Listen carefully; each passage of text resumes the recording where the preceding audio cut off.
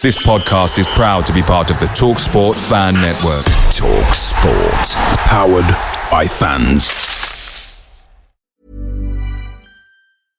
Hi, I'm Danny Pellegrino from the Everything Iconic podcast. And who doesn't love a classic burger from McDonald's? That's right. McDonald's classic burgers are hotter, juicier, and tastier than ever. The patties are cooked to juicy perfection. I love the cheese perfectly melted on top. I love the Big Mac that has a special sauce in every bite. I love the pillowy, soft, golden bun. So in the words of the Hamburglar, which I believe means grab McDonald's best burgers ever before Hamburglar does at a McDonald's near you.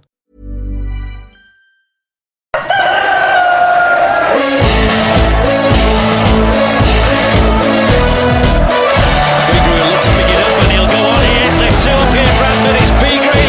He's got to make this count. It's Beagrey. It's 1-1. You'll see a somersault now. You'll get a double.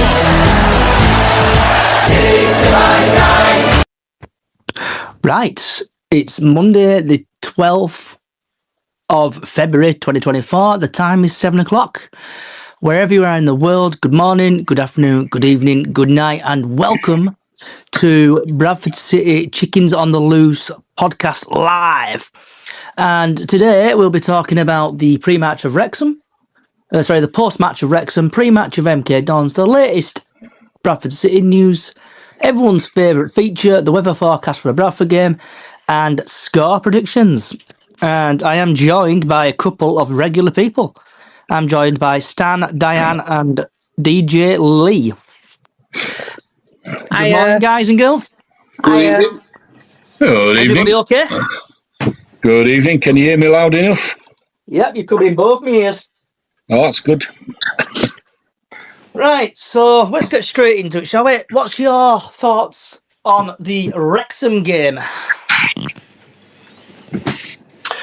I'll start the ball rolling. It was a good result, very good result. Overall, played well. I think they shaded the first half of the first half. And second half, I thought we started well. The middle bit where it is even Stevens, but I thought we kind of looked the better side towards the end and looked more capable, I think, of getting something. Really good atmosphere. Really good atmosphere. And one of couple of criticisms I have, or it's an observation really, is that when we didn't start with McDonald and Bob and Clark Odor got on in front of Bobby, but I think when we were kind of a bit panicky coming out, kicking the balls out of defence for the first 20 odd minutes until McDonald came on and probably calmed it down. But overall, I think a very good win. And Diane, what's your thoughts on the game? Can I admit that I only listened to the second half because we're coming back from my dad's? Oh, there's always one. I know, I only listened to the second half. I got in about half three and I had to do loads of stuff, so at least I listened to it. No, I thought second half it sounded like we were playing better than the first half, because obviously I didn't hear what the first half were like or anything. But there you go. I'm glad we got the 3 points over them anyway. At least I admitted that I don't listen to the second half. Yeah. Jake, are you there? I am here. Hello. Hello. So what were your thoughts on the Wrexham game? Well, I thought it was a really good result. I mean, not many of us. It's a classic Bradford City way, right? You play with good teams at the top end of the table, turn up and perform, and then, we'll roll around against Sutton, and that's when it becomes tricky for us. But I hope that's not the case. I genuinely hope that this is a big turning point, but really good result and completely agree. McDonald absolutely changed the game when he came on, I feel. And DJ Lee, what's your thoughts? Well, I know everybody slated him against Wimbledon, but tell me the difference between the two performances other than Cookie managed to stick ball in net this time. That's all that was missing against Wimbledon, and it's paid off in Wrexham. And I said we'd nick it 1-0, and we did. Miss Callett? Evening, everybody. I thought second half much better than the first half. When a Cookie missed a penalty, I was like, oh God, this is how it's going to turn out. But fair play to him. He kept his kept his cool and got the much wanted goal. So I think we had a bit of luck on his side, if I'm honest, as well, which we don't normally get. But yeah, cracking result. Let's hope, as Jake said, we've turning the corner now and we get up that league. Yeah. So my thoughts on it were, I agree with you, Callie. We were lucky with it. When we got the penalty, I actually faced the other way. As soon as Andy Cook picked it up, I thought he's going to miss this or something's going to happen. And obviously he did miss it, but then he came the hero with that header and the stuff you find on like YouTube. Like I found a Wrexham guy who does like live streams the game and does reaction thing. I've put him on social media and he thanked me earlier for plugging his channel. But I thought Chapman was really, really poor on Saturday. He just didn't seem himself. He didn't seem to get forward as much, kept taking ball out. Has anyone got thoughts on how Chapman played or any particular other player? I think he played how Alexander wanted him to, didn't he? To fill in and kind of back up our friend Mr. Smallwood a bit. So he did sort of negate his attacking prowess a little bit. Although he put a good pass in, didn't he, early doors? Yeah.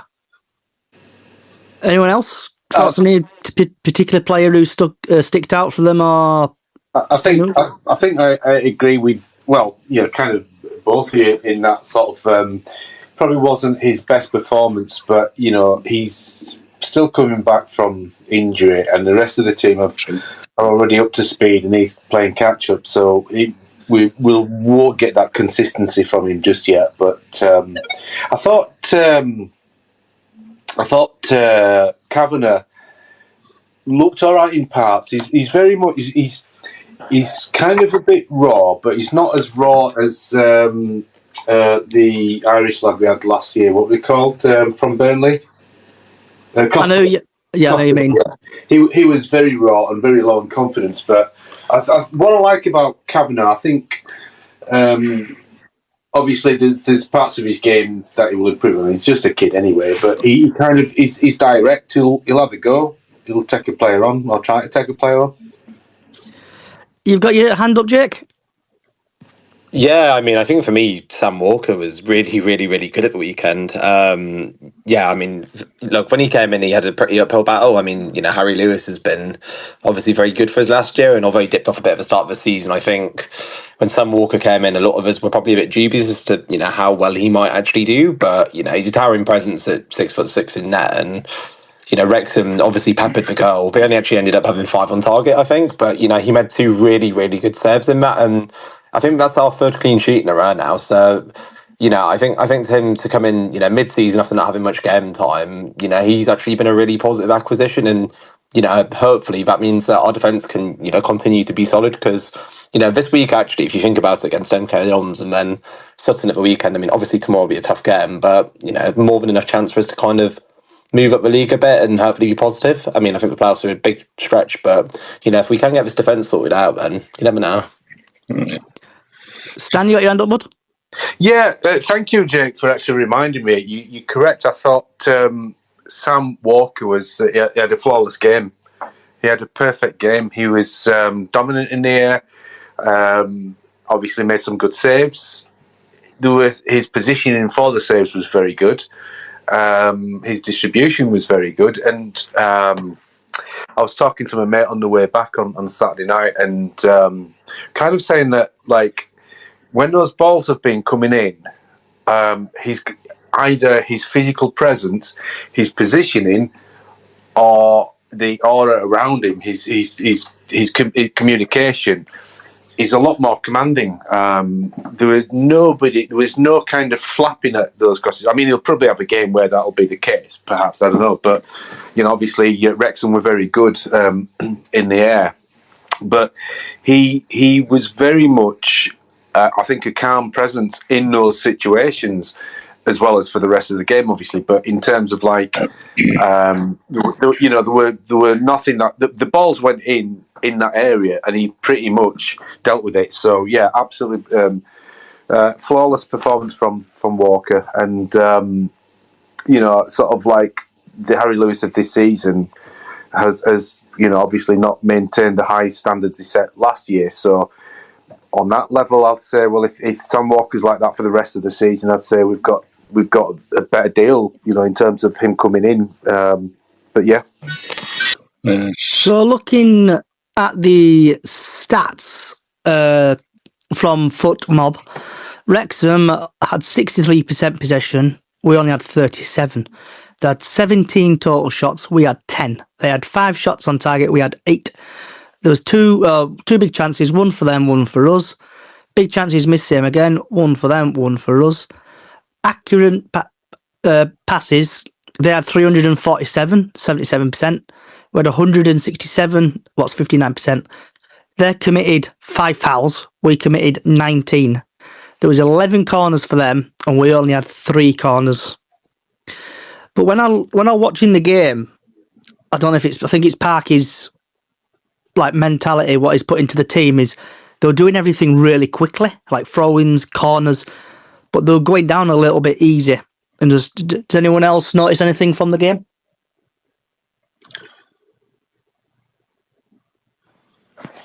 What happened to Paul Mullen? Because wasn't he playing there on Saturday? Because people say that he were crap. He couldn't score in a brothel. Took him off, didn't they? Yeah, and obviously, You say I heard that. Yeah, it came off, and there was quite a bit of explosive chanting coming from our end. Yeah, and when he came off, it was pretty funny, to be honest. But what were people's thoughts on, before we move on to the MK Dons preview, what's everyone's thoughts on Andy Cook taking penalties? Do you think he should stop taking penalties, or do you think he should carry on taking penalties? Because he's missed, I think, two big penalties on him now. I want to be brutally honest, no. He's missed 3, but he needs to keep taking them. That goal will have done him no end of good that he scored. The penalty he took on Saturday was straight down middle and he saved it with his legs. That's not an Andy Cook penalty that's confident, is it? It's sticking it inside post. So, But you, Stan, have you got any thoughts on the penalty? Yeah, it was a poor penalty, and I probably agree with Lee. Sorry, that a confident scoring Andy Cook probably, like you say, puts that just inside the post, doesn't he? So maybe, I mean, we're all really pleased for Cook, the fact that he scored a few minutes later, because if he hadn't done, I mean, you look at what it was like the rest of the game at Stockport. He could have got a hat-trick that night, and you could see it got to him, and he is very much a heart-on-sleeve type player, so he's quite simple in that respect. So, yeah, glad that he kind of scored that goal, and great, actually, as well, the turn for that, the turn when he turned the centre-half. Cruyff turn. Yeah, it was a proper Cruyff turn, wasn't it? Yeah. And, he's kind of like good on him, because he did that turn. He shot, decent enough save, but he followed up, and great stuff. So, I'd probably say give him another penalty, but I don't know. It depends, doesn't it? Diane? My phone's playing up. Like they say, let him have another chance. But I thought Richie Small were going to take it when I heard that he had the ball, and I was swearing at the radio. You and me both. You want the only one. Do not let him. You want the only one live. I was like, no. No, do you know what that was? That was really good from Smallwood, even though it didn't work. Well, it didn't in a way. He basically took the pressure off the penalty taker. Yeah. He took that burden on, didn't he? He was the one that was going to get all the shithousing from the Wrexham players. Yeah. Then when it all just died off, he gave the ball to Cook. So that was. Really... I think Andy will score a penalty, but when he put his hand in his head, I felt hands in his head. Head in his hands. I can't even speak. I felt so sorry for him because I did see the replay of it. I felt so sorry for him when he missed it. He knew it would have poor effort, didn't he? He knew. Oh, definitely. Low, on the floor, down middle. Yeah.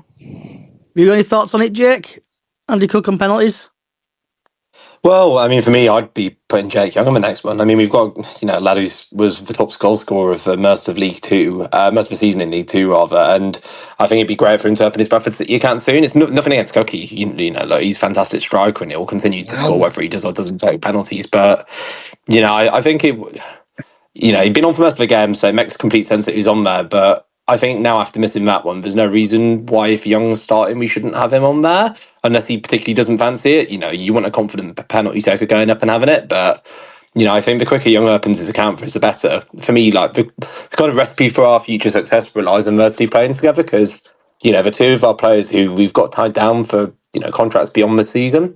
So the quicker we can get them playing together, the more potent our strike force will be. And, if we get a penalty tomorrow night, I'd really hope it was, Youngie stepping up taking it. But, if it's Cookie again at the same time, I don't think that will affect his confidence. I think if anything, like was said earlier, that goal he scored at the weekend will, do wonders for him. So either way, I'm easy, but I'd have Young on the next one personally. I'd agree with that. I would say that Alexander is probably trying to get Cookie firing on all four. And that's probably why it's told him to keep taking him. Yeah. Just a thought. Yeah, I think everybody said what they needed to say there, really. I don't think I've got anything to add to all that. I just hope it has given him his confidence back, and I hope he fires quite a few more in on next game. So looking at the formation we played, 3-4-2-1 with Walker, Kelly, Platt, Tompkinson, Halliday, Gilead, Smallwood, Richardson, Cav, Chapman and Cook. Richards went off with looked like a bit of a nasty head injury. So do you think he'll stick with the same team minus Richards, or do you think he'll change it about and just start off with Stan and work it along, really? Well, I don't know what he will do. I mean, what he should do is start Smallwood. So, the option was, obviously, Rideout is out, so probably put Gilead at left back. My mate said it was an elbow. It was a red card from their player to elbow Richardson in the nose or in the face. So, it's kind of like, for me, it's a no-brainer. It's got to start Kev. So I'd say start with the team that he finished with. Okay, Diane. I didn't know why Kevin MacDonald went on so well, because of Richards getting the injury that Kevin MacDonald went on. Because wasn't that in the first half? Yes, that's right, Dan. Yeah. Yeah. So it's, like I said earlier, go to the second half. I'd probably, like you say, Sam, I'd probably start with a team that finished because we did really well in the second half. See if we can carry it on. Yeah. Jake? Yeah, I think generally you don't want to change a winning team, do you? That team at the end is probably one of our strongest lineups. I mean, the only thing I'd say about tomorrow is however we play it, I'd use that pitch that we've got to our advantage because, the pitch isn't in great nick and we know that, Mike Williamson's MK Dons like playing very, expansive, fast-in football. Don't know who else wants Stadium MK, but I was there and they passed us all over the pitch. And I think the fact that, our pitch itself isn't looking in great condition at the minute, I would try and make it a really cagey tight game. And I think we do need Gilead at left back if Richards doesn't fix. I think we need some pairs to cope with them going forward. So, yeah, I'd keep it the same as it ended, really. Lee? I've got a question, actually, to those of you that went. Chapman came off, Ado went on for him, and then 20 minutes, 25 minutes later, he took Ado back off and put Stubbs on, which I could understand. We'd scored, Cook scores on 90 minutes and there's extra time, so I didn't think Ado were doing anything. Did anybody else notice him? He did a few touches down right-hand side, but that was it.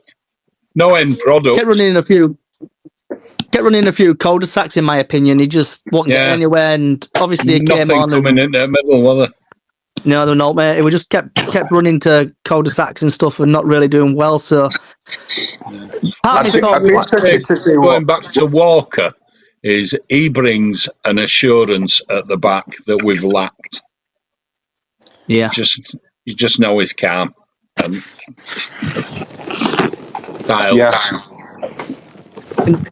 Callie, have you got any thought on the formation or tactics or anything? I'd like to see Bobby, but I know we keep droning on about Bobby Poynton, but I'd still like to see him up there in the team. I just think he brings a lot to the game. I like his fire and his passion. He should have come on. He should have come on instead of Odor, I think. Yeah, absolutely. I agree. So Should have started, but yeah, 100% should have come on, shouldn't he? Yeah.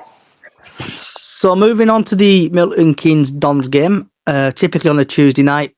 Yay. No team news, nothing. That's why Monday night for a game for Tuesday night, there's no team news at all. So we're doing this blind again. So Bradford City versus MK Dons tomorrow, 7:45 kickoff at the University of Stadium, Bradford. The referee is Oliver Yates, and just a couple of stats on Mr. Oliver Yates. In the EFL Trophy, he's had 4 appearances. He's dished out 14 yellow cards, no second yellows, no reds, no penalties. League One, he's had 11 appearances, 43 yellow cards, 1 second yellow, and he's given 4 penalties. League Two, 9 appearances. He's dished out 39 yellow cards, 3 second yellows, 2 reds, 3 penalties. FA Cup, 1 appearance, 6 yellow cards, no second yellows, no reds, 1 penalty. In the EFL Cup, he's had 1 appearance, 5 yellow cards, no second yellows, no second reds, and no penalties.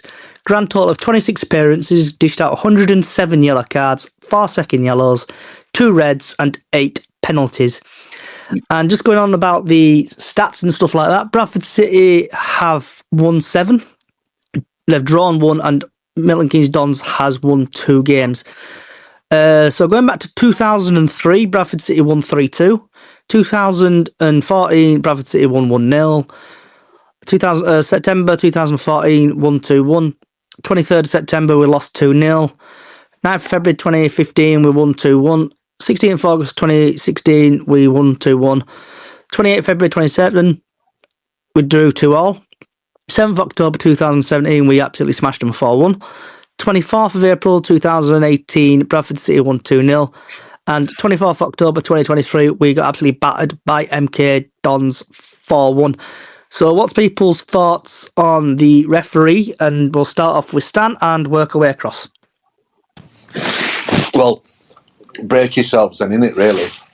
It sounds like they're happy. It sounds like the sort of ref that is in danger of losing a game at some point, innit? If he's dishing out cards, it almost feels like, I'm guessing here, obviously, but, you know, kind of he'll start dishing like 3, 4, 5 cards out in the space of 10, 15 minutes. So, yeah, gosh, that's going to be interesting. Not looking forward to that bit. No. Diane? Yeah, it sounds like it's going to be Mr. Card Happy, like Stan says, tomorrow. Hopefully he's not going to be card happy, but our lads will just have to be on the guard, like if he's done all them cards. That'll be fun. Yep. Sounds like it might be a Drysdale. Oh, yeah. Oh, no, don't say that. Don't say that in front of Callie, she'll go skits. Jake, what's your thoughts on referee? God, I hate that man. I know you hate that man. That's why I mentioned him. No, no. No faults for me and the referee. I mean, look, can't say how well. I mean, I think at the weekend he refereed for Wycombe Peterborough, which was 5-2. So, you know, I'd take us getting a 5-2 win over MK Dons. But yeah, I'm not too fussed either way, to be honest. I think we've been pretty good actually at not picking up too many silly cards. You know, despite the fact we've supposedly fouled Wrexham quite a lot of the weekend, I don't feel like we went, you know, overboard or, you know, across the line too much. So, you know, fine. Lee? I just think we need to be on as metal and concentrate on what we can do best, and that's attack. Let them commit the fouls, let them get sent off. End of. He's card happy. It's apparent. Bring it on. So before we go to Callie, we've had Andy Tubbs Taylor just tweet us underneath. Walker commands his 6-yard box, coming off his line. Lewis great stopper, but never comes out to take the ball. Very impressive with Walker. So then, Callie, what's your thoughts? I think I second what Lee's just said. I'm sure Graham Alexander has got enough oomph about him to kind of look at, like fans do, we look at stats. I'm sure he must. and try and calm them down and just say, look, we've had a win. I'm sure he's going to sort them out for MK Dons. I'm absolutely 100%. Yep. So it's the Alexander Derby, innit? Tomorrow. Yeah, absolutely. And I think that he knows the team better than anybody, really, doesn't he? So, yeah. How long were he there? Didn't you get sacked in October and you were there? Didn't you get appointed in June, July last year? I think about 8 months, wasn't it? Yeah, it wasn't long, was it? No. But it's enough. Like June, July. It's enough to get to know him. So that for me gives us. I think I'm feeling quite positive because he knows obviously the team. We're confident after what happened on Saturday.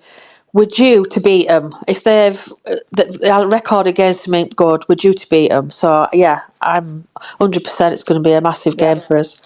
I think the potential for us to get cards tomorrow is if we're late to tackles because they're basically passing the ball around. So it's rather than like recklessness, it's going to be we've got to make sure that we play a good pressing game that doesn't ensure that we end up like out of position or late to tackle. So yeah. Well, if we give them anything, it's in their half, not ours. Actually, I thought Platt managed his game quite well. I thought the back three did really well because Platt got a relatively early yellow card, didn't he, on Saturday? He did. And managed to manage his own game for the rest of the game. And I thought, for most part, he did well against, like, obviously, a good forward line. It's very rare we do bad at cards, isn't it? We lose the reds. Some odd players lose the red towards the end of games, don't they? Sometimes, but overall, we don't do bad, do we? Giving, being sent off and such like that. I think we do quite well at it. Yeah, the manager getting yellow card. Quite smart, aren't they? Our players at back. So yeah, and I think Tompkinson, the USA guy, I think I think we'd be a lot worse. But worse off if he weren't, in the defence. I think he holds that back line amazing. I think he, on Tompkinson, he looked tired to me against Wrexham. Did he? He did. I just think I don't know what it is about him. I just think he's one of them. He kept going, but he just looked tired. It looks to me like one of those players that has got that passion about him. When you play the Andy Cook goal back, got the same teeth in as Diane. You could see that passion in him because we'd scored, and same with Cookie and the rest of them. For sure. You could tell what it meant. He won at first there. A lot to that team. Yeah, absolutely. Tompkinson won at first there, and I liked that Young came across as well, didn't he? Yeah. You could tell what it meant. To really all of them, every one of them on that pitch, it was yes. Yeah. Relief. Yeah. On Tompkinson, guys, his last few games, his passing, which has normally been good, hasn't been his best attribute, but he did play better. And I think that back three is the first choice back three for me. But yeah, I think they complement each other well. I think Kelly's probably the best out-and-out defender, but Platty and Tompkinson are decent enough footballers as well. Not that Kelly can't string a pass either, but yeah, I think his block. He's known for his blocks, and his blocks are just amazing. Sometimes it's like, how the hell did he get there?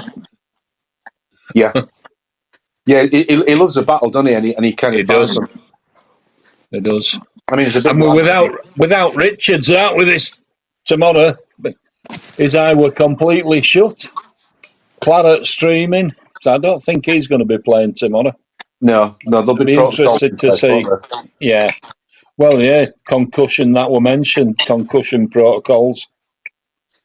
So before we go on to basically latest Bradford news / anything, Stan, I've got to ask you one question. Go ahead. What are you having for your tea right about now? I know. I could hear my cutlery rattling against the plate. I'm having roast chicken legs with chips. I was going to make myself some mashed potatoes, but I couldn't be bothered, so roast chicken legs with chips. And gravy. We have to get a bit of food into this podcast occasionally. So the next feature I like to call is latest Bradford news / if anything wants to talk about anything. Basically, try to keep it clean, but we'll start off with Stan really and work our way across. Sorry, yeah. So what? Just any other business kind of thing? Yeah, just any other Bradford news because I can't find out online, so there's no team news out online. So just if you want to talk about Bradford City wise. No, I mean, I think. I mean, we talked about, sort of last week. We talked about the fans forum without the fans. I think obviously we've just got to carry on with the season and just kind of make the most of it because this is it now. Windows shut. I can't see him sacking Alexander or anything like that. So just basically play till the end of the season and see where we go. I think we're probably up against it a little bit, but that squad is good enough to sort of push for the playoffs. We may have left it too late, but it's only 7 points, so there's plenty of time. The only other thing I would say, and I saw a tweet today, and from a Carlisle fan saying having doubts, and a City fan responded, "Well, you can't have a refund." He's not.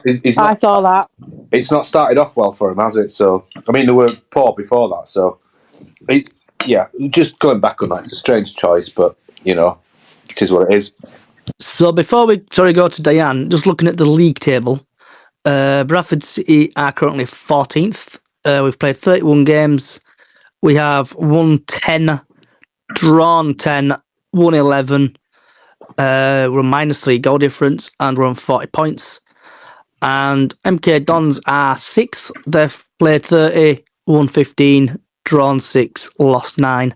Goal difference 11 and points 51. So we just need to go on a bit of a win, really, don't we? And start climbing that table, and you never know, miracles might happen. We might get into the playoffs. Can you imagine that it would be the biggest comeback ever, wouldn't it, if we did? Even if we just managed to scrape into playoffs. All right, Callie. Yeah. History makers of this if we get to the playoffs. Say that again. So what would be better, right? Yeah. History makers when obviously we got to playoffs and stuff like that, got to League Cup final. Or would you say this year, if we do get to playoffs, what would you say? Would you say which one's better if this happens, for example, if we do get into playoffs? It's got to be league, hasn't it? It's got to be getting out of League Two. It's got to be the biggest thing. But I mean, look what we did in 2013. I know it were a completely different team, but who's to say we can't win this little cup that we're in, and get in playoffs? It only takes a few games, doesn't it, to get together? 3 or 4 games, a nice little run. We can do it. It's there, and the players should be thinking that now. They should be thinking, right, we've got 1 win under us belt. We need, you know what I mean? I hope they're all sat there thinking, let's just go for it now. We've got no to lose. Let's go for it, like they're doing in the cup games. They seem to be coming out of a cup game and going onto the field with a different mindset to league. I just hope that carries on. Yeah. What's your thoughts, Diane, love? I think if we carry on the momentum of winning now, you don't forget teams can slip up mid-season. People do have a slump. So we could get up to them playoffs if people do get the slump in the mid-season, as they do. We just need to keep the win ratio going, which I think we can do. The other thing to look at, if you're going to be on the optimistic side, is that teams will be playing each other. So somebody's going to be dropping points. So, you only have to be minimum, was it 7th best team in this league? So, I think if we did, it would only be be better than 2013 if we actually get promoted because of the way that the season's gone. But getting into the playoffs and failing is not a patch for me on 2013. Yeah. Lee, have you got any thoughts on it, bud? Yeah, we just need to win. I think if we keep doing what we're doing, keep solid at the back, nick a goal up top, frustrate the opposition, which we've done in his last 2 games because Wimbledon got frustrated. We outplayed them. Wrexham were getting frustrated because they couldn't find that killer touch. And we did. Clough said, takes a second to score a goal.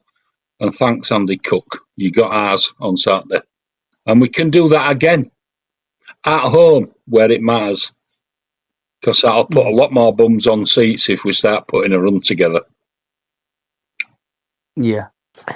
I've not seen. I don't know that anybody else has, but obviously I've been looking after my little dog, and I've not seen any negative stuff anywhere on any social. Has anybody else? No. Yeah. It's all been positive. Yeah, it just shows, doesn't it? Just one win just changes the whole situations that's going on behind the scenes. And if we win tonight, so you go ahead, Darren. Sorry.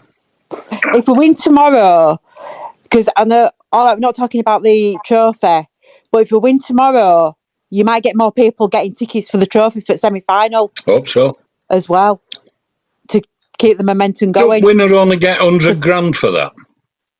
I don't know, but we have sold over 3,000 tickets at the moment. So that's not too bad. But like I say, if we keep the momentum going, winning, you're going to get more people wanting to go next Wednesday to watch us try and get to Wembley. Sorry, Stan. One thing on that any other business thing. Did anybody see or catch what Graham Alexander was saying about Jamie Walker and Tyreek Wright? I think he said Tyreek Wright's nearer to coming back than Walker is, but I didn't catch it, so I just wondered if anybody else did. And Jamie Walker got a broken leg and specialist missed it. That's what I've heard. Do you know the thing about that as well? Because people were talking about Walker, who had been injury prone. He was taken out by an absolutely awful tackle. Really cynical tackle. Or a bulldozer, wasn't nothing like that he didn't. Who was that, say? It was a bulldozer of a tackle, wasn't it? Yeah. I mean, there's one thing like doing a cynical foul, but there's another thing breaking a person's leg, isn't there? Like to kind of in that cynical foul. Is that what he was saying? That he's got a broken leg now? Well, it was a fracture, wasn't it? Something, yeah. Fracture's a break, isn't it? Saying specialist missed it. Yeah. Yeah, I think one of his someone put a bit of a snarky comment on social media, and then I think it's one of his relatives replied to it. And in other words, she said something about a broken leg. One thing we know as fans about Jamie Walker is he runs his nuts off every game. He doesn't give up on anything. So I was wondering if he's fractured it through tackle that was just mentioned, or if it's some sort of stress fracture because he's been playing with knocks, which he did last season as well. I think if you look back to that game, he was in obvious pain, wasn't he? He really he doesn't stay down, does he? Yeah, when he walked past the goal, you could tell he was in pain. And I can't imagine he's too happy with the outcome of that tackle, but also the fact that it was missed, because obviously they would have tried to get him back in training, and who knows what damage that was done by a missed sort of like X-ray or whatever it was that they missed. So, and for me, like in an AOB sort of style, I think got to sign Walker for at least another year, and you know, because behind Brad, he was up to that point second best player at season. So we've had Andy Tubbs again reply. It says, need Walker, Wright and hopefully Patterson back and get some positive results. Next 10 days are big for the club. Agree with you there. That is massive, absolutely massive. Is anyone else? Pato this year, though, that's the thing. What's he actually out for? Does anybody know? Well, that's what I missed. I didn't know if it were him that had broke his leg or... GA mentioned it in a presser, didn't they? Hamstring. I think it's about 6 to 8 weeks or 8 to 12 weeks. I said Patterson's out for. And we've got Oyagoki. What's happened to him? He's damaged something, hasn't he? But then apparently we were supposed to go back, but then the club agreed with each other where they would keep him at the club, but lower the like wage slash Vafted it, haven't they? either paying. Yeah. Yeah, so they've kept him. Is But is anyone else? Sorry. No, go on. Go on, You mate. no. No, sorry. I was just going to say, is he coming back or into? Do we know? Not sure. I'm not bothered, to be honest. Has anybody got anything else they want to say? Anything football related? Like, what's your thoughts, we say, on the blue cards? If it works, it works. I mean, that blue card. I mean, to be fair, the Walker, that blue card apparently in it for those sorts of tackles or single fouls. Where I mean, when your player does it, you kind of take it, but so frustrating when it happens when another team's player does it to you, or when you're breaking away and they bring you down or they pull your shirt. So I think, is it for that? It's a sin binning, isn't it? So a player can calm down. Yeah. A bit like rugby. You know what'd be really funny? Send them off for 10 minutes. What'd be really hilarious though? So we say a goalkeeper gets a blue card.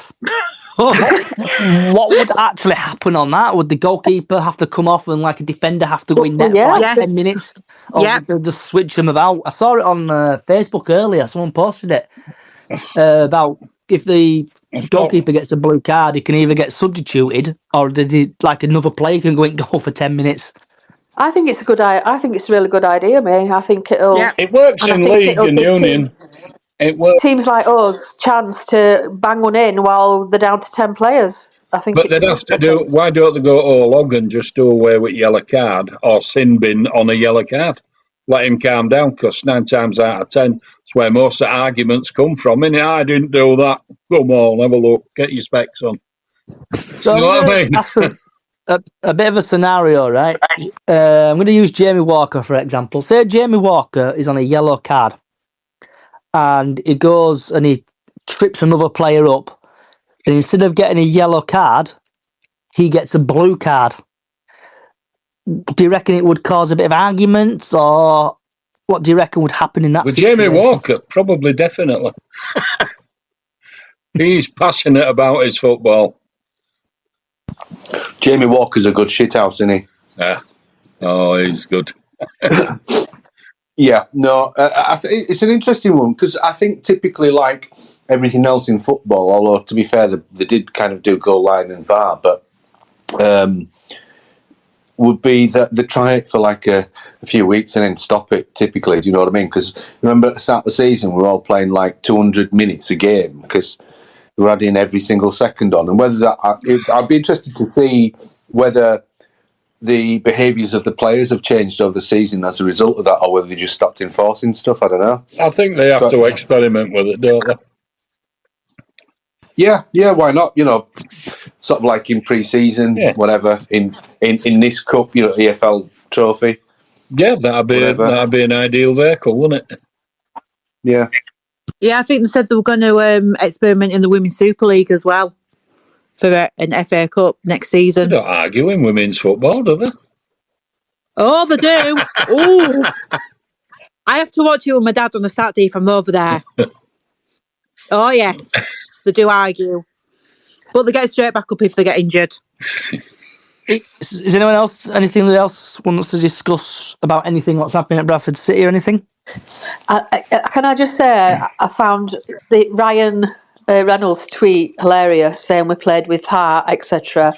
And then it got removed quite quickly because the Wrexham fans were complaining that he was bigging up our team. I just found that really funny. I just thought I'd put that in there. Don't forget what a Wrexham fan said about the stadium disaster as well on Twitter. Yeah. That was disgusting. I've got the tweet in front of me. Glad I didn't see it. And I was... Yeah, I know. Get you, Lee. So a guy called Jamie West, I actually reported this to Wrexham and Twitter, and the tweet actually got removed. So if people want to disappear for like 10 seconds or so, the following thing may be a bit offensive. So Jamie West tweeted, "I'm thinking the same, the rat. I hope you all involved in another stadium disaster."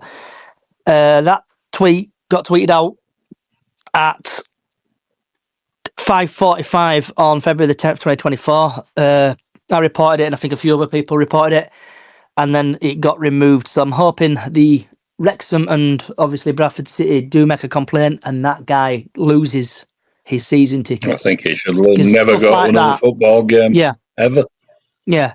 Stuff like Crap that should like not be that. in the game. I know sometimes it's good to have banter and stuff and like that, but One that I can that's live crossed with. the line, that tweet. Yeah. I think Said it's just the better. more an indication of that person, isn't it? Really, it's just if that's your. That's how I deal with If it. that- It says more about them than it does anybody else. It's like I've said, you're in control, aren't you, of what you say, what you do, what you put on social media. You have control. You might be driven by a certain amount of passion at sometimes, and I've stopped myself from, sort of like sending a tweet because I just think, right, just calm down, and just kind of walk away. So, but that kind of thing is hatred, and hatreds just should never be part of anything. I think it's just shit for brains, isn't it? Really, as brain.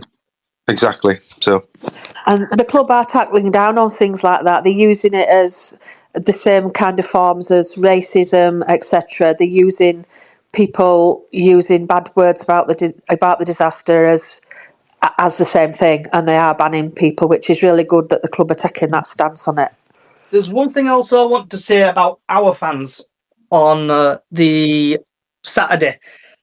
Every single one of them fans should actually be pleased with themselves because everyone seemed to behave themselves.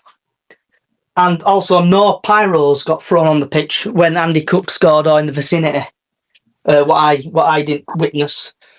So the fans actually do deserve a praise for once because of the situation. What did not happen? Nothing happened. I don't know if any arrests got made. It's a pretty low bar, though, isn't it, Johnny? You didn't throw a pyrotechnic onto the football field. I mean, I get what you're saying, and I think, there was some banter between Wrexham fans and City fans near where I was at, because I was near sort of like the barriers. I was on the end of one of the rows. It was a really good atmosphere Saturday, and we always play well. We always get a result when you sense the crowd's up for it, and it transmits onto the pitch, doesn't it? Yeah. Right. So, everyone's favourite part of the podcast now, sponsored by... Here's the weather. Yeah, here's the weather, sponsored by Callie's Horsey Jack. I'm going to rename it. So, the weather forecast is the sun will rise at 7:32. It's going to be a bit cloudy, but then the rain's going to come in and it's going to absolutely sail it down until about 11 o'clock at night. The sun's set at 11 minutes past 5. So you need your big coat and wrap up warm.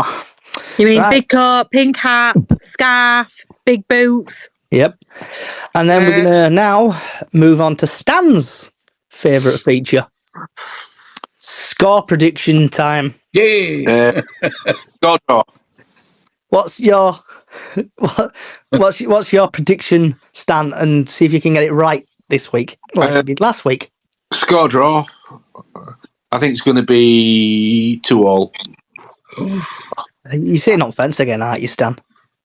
Well, how often do we score 2 goals? So, right. So because you've done that again, I'll have to play. Let's go for what's this one sound like?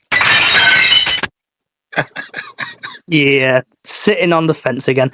Yeah, Diane, what's yours prediction? Don't worry, you're going to get a sound effect as well. Oh man, can I just say, can I go for a win, please? Because I don't know what score it'll be tomorrow night.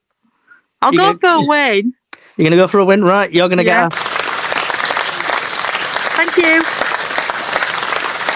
Well, how long that's that going for? Lee, what's your prediction? I'm going to go for 2-0. Cookie and Young to score. All right, you're going to get a... Thank you. I felt that. Who else? Callie? I'm just laughing at all the sound effects. I'm going 2-1 win because we've got confidence after the last game. Andy Cook is due to put another one in. Young's got a score at some point. So I'm going 2-1. Oh. And Callie, your sound effect's going to be... And I think the score prediction. We've got Tony. I love Tony. Not in that way, but Tony, you make my day every time you come. Right, Tony Christie. Best name ever, Tony. He thinks it's 2-0. 2-0 Bradford City. So you're gonna get a sound effect, and that sound effect's gonna be. Can I find a suitable one? What's this one? Yeah, that one. Right, I think the score is going to be. I'm going to go 3-0 City. I'm going to. Yeah, 3-0 City. We're not going to score that much. And I think Andy Cook will probably get a couple of goals. Right. Johnny, I have one burning question for Callie. Did you meet up with the Welsh Lothario on Saturday? No, we had we exchanged a few messages back and forth, but then I've been, bless her, my dog had to have a big, massive, major operation, so I've just kind of not been on anything really because I've been looking after her. But I might just start it up again. How's just see she how doing? It goes. She all right? Yeah. I think she's turned corner today. Dressings are all off.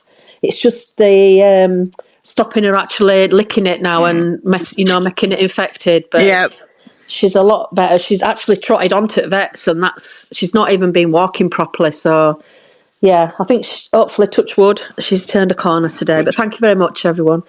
So I'm glad your dog's happy, Callie, and obviously. How's your lad? Oh, my lad's all right. He's running around like a nutter. So Callie and obviously... Can't keep a good man down, eh? Yeah. So obviously, on last week's podcast, there was a bit of romanticness going on with Callie and another person. I love these sound effects. So last week's podcast, I think Callie met the one. And I'm going to end this abruptly because I don't want to go off topic.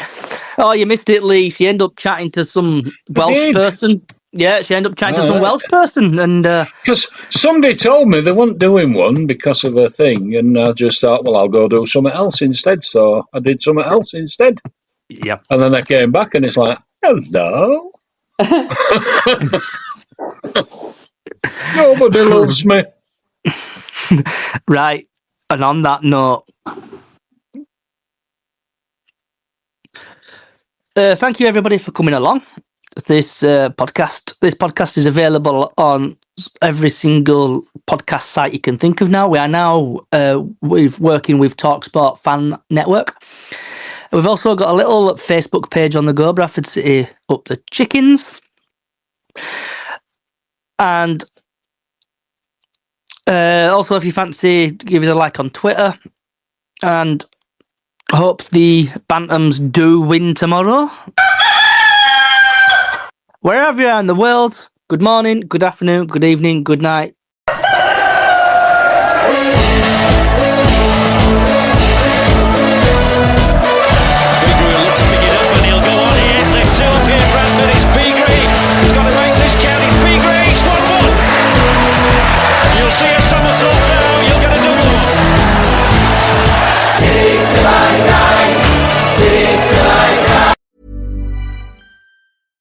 Hi, I'm Danny Pellegrino from the Everything Iconic podcast. And who doesn't love a classic burger from McDonald's? That's right. McDonald's classic burgers are hotter, juicier, and tastier than ever. The patties are cooked to juicy perfection. I love the cheese perfectly melted on top. I love the Big Mac that has a special sauce in every bite. I love the pillowy, soft, golden bun. So in the words of the Hamburglar, which I believe means grab McDonald's best burgers ever before Hamburglar does at a McDonald's near you. This podcast is proud to be part of the TalkSport Fan Network. TalkSport. Powered by fans.